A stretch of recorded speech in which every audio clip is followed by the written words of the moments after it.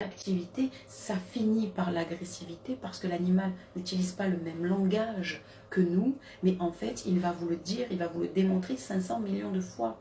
Et on finit par dire, votre chien est agressif. Non, il est réactif. Ça veut dire quoi, réactif? Ça veut dire, il réagit à quelque chose. Ça veut dire que du coup, il va émettre une réaction. Elle soit positive ou négative. Je donne une friandise à mon animal, il réagit. Donc il va dire, oh cool, j'adore, merci, ou non, je n'en veux pas.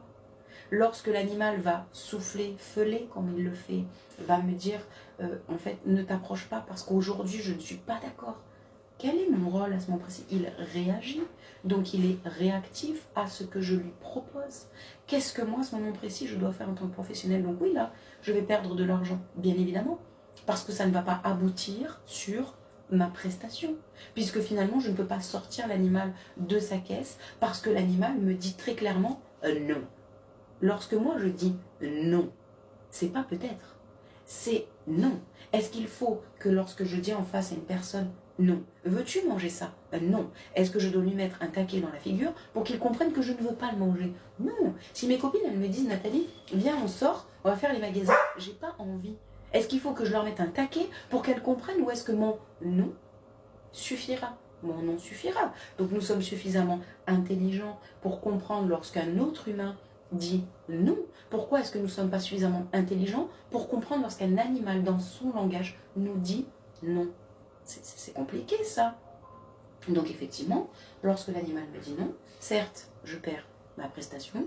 À moi de dire au client, j'ai tenté, j'ai testé, j'ai essayé, je vous facture tant, parce que malgré tout, j'ai passé du temps sur votre animal. Est-ce que je te compte 10 minutes, un quart d'heure, une demi-heure? J'aurais perdu de l'argent. Mais est-ce que du coup, je préfère perdre de l'argent sur ce côté-là, mettre en place un protocole avec l'humain et dire, bah, écoutez, maintenant on fonctionne comme ça. Si vous ne m'écoutez pas, je suis en droit de dire non. Ben, la désensibilisation, c'est le tarif horaire de ton professionnel.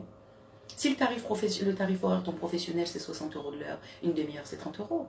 Mais à un moment donné, tout dépend du tarif horaire de ton professionnel. Chez moi, pour un chat, le tarif horaire, c'est 50 €. Ben, en fait, c'est 25 € une demi-heure de désensibilisation. Donc le tarif horaire, il va être différent chez moi et chez les copines, parce qu'on n'a pas les mêmes charges, tout simplement. Mais effectivement, ça peut être chez... D'accord, mais il n'y a pas de souci. Ça peut être une personne qui dit, mais moi je fais une demi-heure, mais vu que c'est un travail qui effectivement demande de la patience, de l'investissement, etc., eh bien moi une demi-heure ça correspond à une heure de travail, parce que j'estime que là, mon tarif horaire est bien plus élevé, parce que je fais bien plus que coiffer votre animal. Et que c'est du comportemental, et que bien évidemment aller chez un professionnel qui travaille aussi le comportemental sera plus onéreux qu'un professionnel qui simplement va arriver